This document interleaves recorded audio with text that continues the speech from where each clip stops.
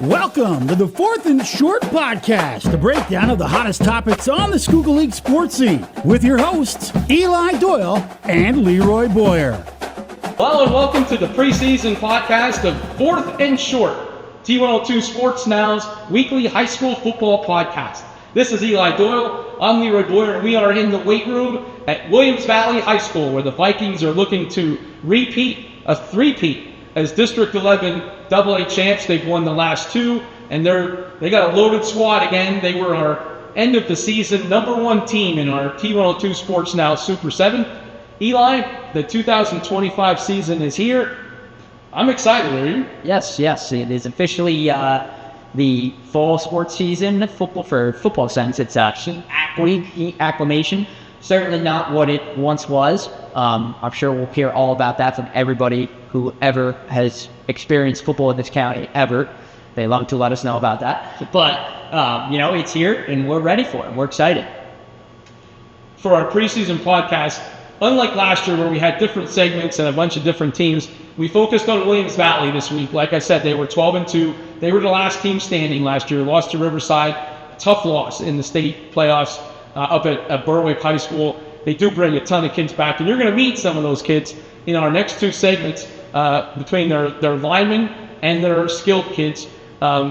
Just some things moving forward. We plan to hold a podcast every week. It may be on the road like today. It may be in our studios in downtown Pottsville. So you'll have to tune in, and you can get all of our podcasts on T102sportsnow.com. Just click on the podcasts link at the top. They're all archived there. So we'll be right back with the Williams Valley linemen first.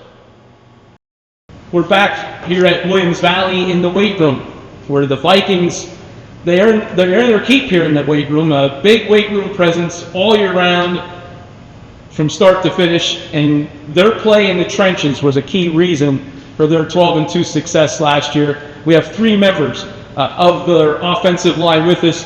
From your right to left is left tackle Cam Green, 6'1", 285 senior. Robbie Huffman in the middle, he's the center, 6 foot 230. And this guy next to me is right tackle Braden Archer, a 6'1", 240-pound senior. Guys, welcome to the program. Thanks for having me. Robbie, we'll start with you. How important is it for you guys to mesh as a unit? You're the center, you're the guy that calls the signals, that tells people where they have to go. Talk about the chemistry you guys build as an offensive line. I think this chemistry's kind of been building up ever since we were little. I mean, we're all seniors. It's kind of all been building up. We have our calls, but at the end of the day, when we get to the line, we all kind of know what we're doing and what we have to do to get Fletcher and Brady some yards and make them look good. You guys have experienced a lot of success in a short amount of time. Just talk about what does it take, and any one of you could kind of pick and choose what you want to say here, but just talk about what it takes to kind of maintain that, and to not slack off into the off season. We talk about the weight room, how important this is. Just tell us what goes into that in the off season, be it successful. I think you gotta make it fun. Like, you can't just work hard. Like, you gotta have some recovery days. You gotta go do stuff with your team. Like, just bond, make it fun, make football fun. And on that note, we kind of mentioned off camera here, you guys, the Vikings do a lot of charity work in the community, as do all of our football teams in Schuylkill County. But you guys just want to highlight anything you guys might have done fun this summer? Anything that comes to mind? More spring, like we set up the block party at one week down in town, so it's kind of fun setting that up, and you kind of know what all goes into making that whole week happen. And then you see the whole community show up and have a good time, ride rides, get good fleets. So a lot of team bonding. We also get a lot from it too. Like, a lot of people donate. Like, it helps us as much as it helps them. And then, just to keep following that, do you think that kind of plays a role in, we talk about between the Pines all the time. We're talking about what home games you guys have this year. Do you think that kind of helps with the community part of it? Do you think that kind of helps, maybe fans that don't have a grandson or somebody involved in the school or Yeah, I think it definitely gets people to see us and that we're good kids and they want to come watch us, support us more, right? Brady, you were hurt last year for a little bit, right? Just talk about your road to recovery and how excited you are to be able to play, a full season.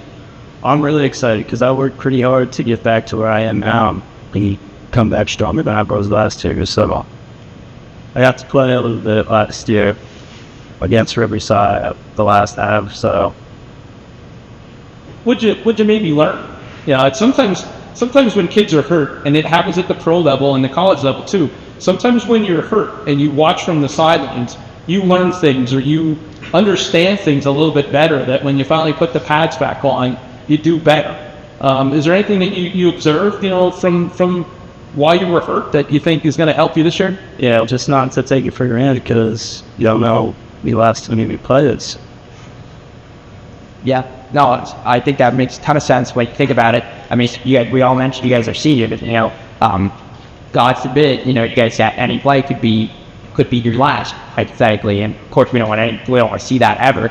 But we talked about the weight room and doing that part of getting yourself ready, right? Getting your body ready.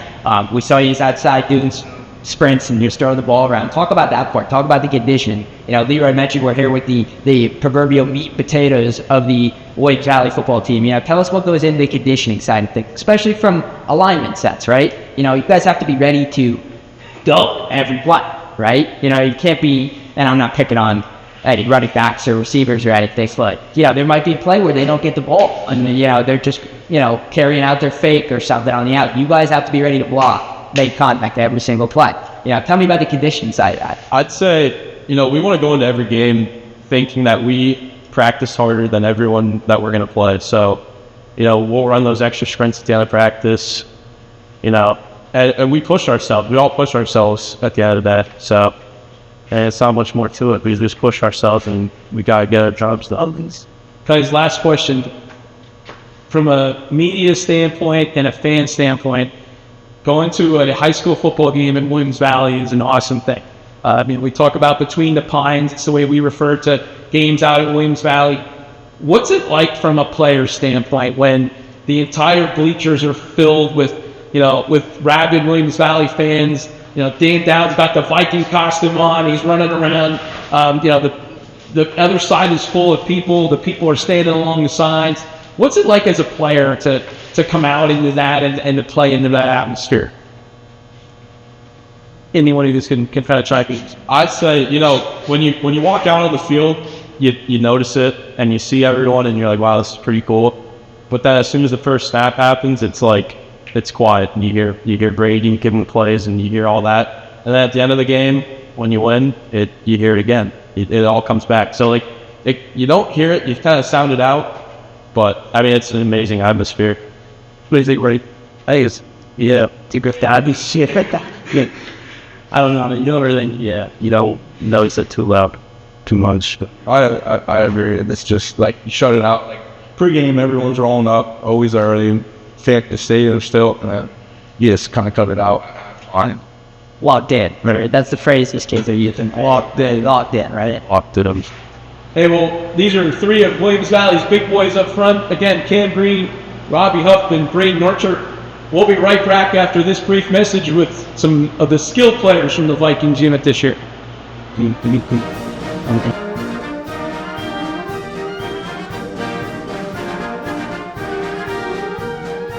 We're back here in the Williams Valley weight room with three of their offensive standouts from last year. The Vikings, 12-2, back-to-back District 11 AA champions.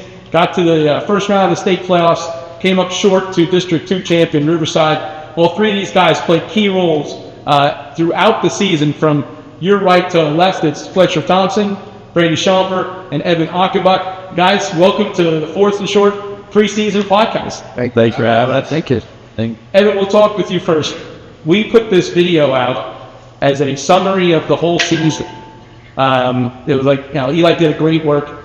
And, I'll be honest, I was lucky a couple times last year with some of the video clips that I took. But the interception in the end zone against Minersville was one of the clips that made that video.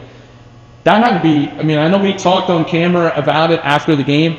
But when you look back at last year, that's one of the things when I think of Williams, I think of that interception. That was a tremendous play. Yeah, it was definitely probably the best play of my career. So as like instinctual kind of aspect of it, that's kind of It was insane because honestly, I was on the far side of the field. I wasn't really supposed to be in the play. I kind of just reacted and made a play. And that was part of Williams Valley's win over Miners on 42-36. That was a wild game. You'll have to face Dante Carter again this year. Another great game should be on the docket there. Fletcher, this time last year, nobody knew who you were. Yep. 1,400 yards later, everybody knows who you are. Talking about the transition from being an unknown kid to now everybody knows that we got to stop Fletcher Thompson. It just means that I need to work harder and make sure that I'm ready for those teams to be ready to come after me. And that means a lot of film too. I need to look at what they had last year and what people I need to look out for this year. And for you, Mr. Schauber, the little quarterback, just tell us, going into your senior year, what steps have you wanted to take? What do you want to accomplish now? Besides, we know trophies and medals, all that stuff, right? What do you want to do as a signal caller, as the guy in charge out there on the field? What do you want to do this year? Be more composed out there, know what I'm going to do before I actually do it. Going through my reads a little better. I'm a little sloppy at that. I kind of just look at guys, but that's mainly what I'm going to focus on. Coach Adesi is here in New England with us, but he's not on camp, which is probably good for our ratings. But just talk about your coaches out here. Him and Mike Sadesi runs the defense, Steve's dad. There's a lot of good bonding with the coaches and a lot of fun stuff that happens out here. Talk about your coaching staff and how they've been a big help to all the success out here. They preach success with everything that we do. I mean, this year and especially last year, we started our off-season workouts as soon as we could. Honestly, as soon as we could get outside, we were out there doing our routes, doing our drills, doing everything from the line to receivers to running backs, outside linebackers, like everything works all year. Like we all worked out, and then when we get it into motion, when the season comes along, I mean, they're just there to help us perfect it. Just to key off that, they want to win just as much as we want to win. So they're here to help us get to that point where we can win and show what we can do.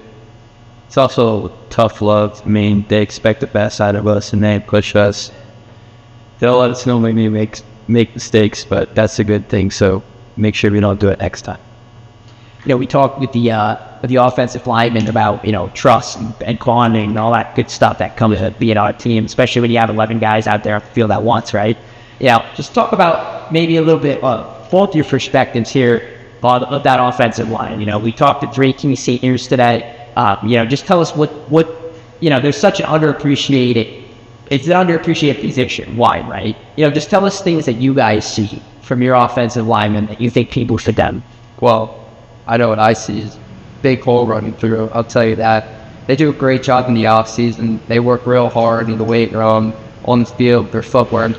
They got great chemistry. I mean, we've been playing together since we were 5-6 years old. So we've been just kind of creating that bond since we were little, and it's just skyrocketing since. I have a good bond with them. I always know what they're going to do. I always see how they play at practice and how they move, and it's leads to big goals for me to run through and the grading too. Now let me ask this specifically. We said freshman to sophomore year, kind of relatively unknown to now everybody asks to them, right? What's the relationship with the line now? Are you still little brother as much? Do you give that a little pushback sometimes? I do every once in a while. But I gotta tell them what they're doing wrong, and they gotta tell me what I'm doing wrong. What we got to see. It's awesome. That's good stuff. I asked the linemen about the community stuff. You guys do a lot of work in the towns, both Williamstown and Tower City. Just enhance what the lineman guy said about things you like to participate in and do. That helps in the team bonding. Very often we will work with college for college in town as well. We'll do anything for them. I mean, from moving food to anything they really ask us for. If we can pitch in and help out, we'll do it. Especially, it helps us knowing that some, older ladies don't have to do as much hard labor. And if we can help out, it's nice to do something for the community. Right, absolutely. Like we said, the offensive lineman, that pays off. I think Williams Valley is a perfect example of it. You go out as they say, between the pines on Friday night and you guys are at home, you see tons and tons of people there. That's not always the case everywhere in high school football, and I think that stuff really pays off. And I mentioned to you off camera, I'm grateful that, Coach Steve Stedessi, Coach Mike Stedessi, they keep me and Leroy all the night sense and let us know when you guys are doing that kind of charity work and that kind of stuff. Because it's nice and out. Yeah, it really is. And then let's talk defense for a second. We've talked with the offensive linemen. We talked with the three standouts on offense. Defense, you lose a couple kids. Skylar Green, Krzyzanowski, standouts on that defense. But most of the kids return. Gave up only 14.9 points per game. That was the best of our area teams last year, while you scored 41.9. That's a great, point to allowing ratio. Talk about the defense and what do you expect from the defense this year? Everything from up front to back to the safeties. I mean, last year I made 60 tackles all year. I love that. I can give no more appreciation to the D-line, to the outside, to the linebackers, all of them. We had 2 over 100 plus tackles last year from our linebackers. And I mean, this Skyler, that's gonna suck. But we're gonna have to replace him. We're gonna have to replace Criswell at the end. We're gonna have to replace Coons, who unfortunately couldn't play towards ACL. But I mean, he was still there. He was still a mind that could change someone else to be in the position. And losing them, it sucks. It does. But we've had a long enough summer to where we can catch guys up to be able to get to where we want to be. And obviously, Points Glad, that's kind of our standard. We know what we want to do. And if you can't do it, then we can find a replacement for it. If that's not, then we're going to be good next year. Guys, final question. Just what are your goals that you guys have set, aspirations, for this season? Maybe you can say as an offense or as a team, and kind of go one by one. I want to win state championship. I want to win a state championship as well, but I feel like we haven't got as far as we could truly get. We definitely killed ourselves the past couple of years, but I know that this year we can definitely do some damage to the kids. The state championship. Well, base. Awesome. Guys, we're here in Williams Valley. Fletcher Thompson, Brady Schomburg, and Evan Achenbach, Williams Valley's 3 offensive standouts. We'll be right back with a closing segment here on the 4th and Short Preseason podcast.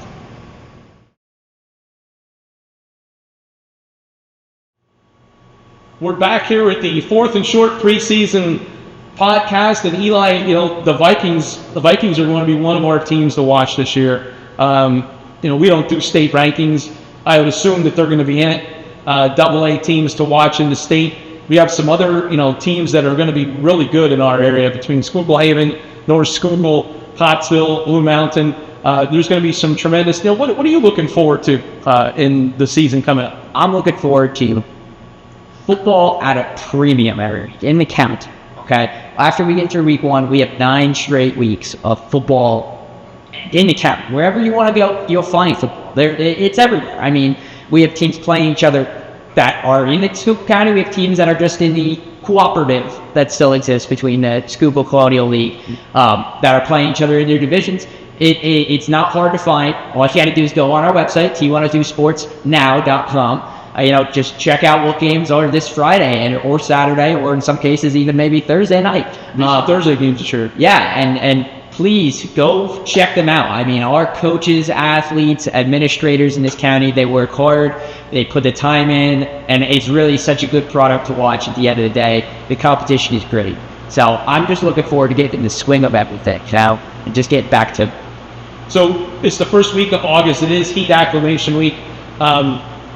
What you can look forward to between now and August 22nd, we will do season previews of all 16 of our area teams.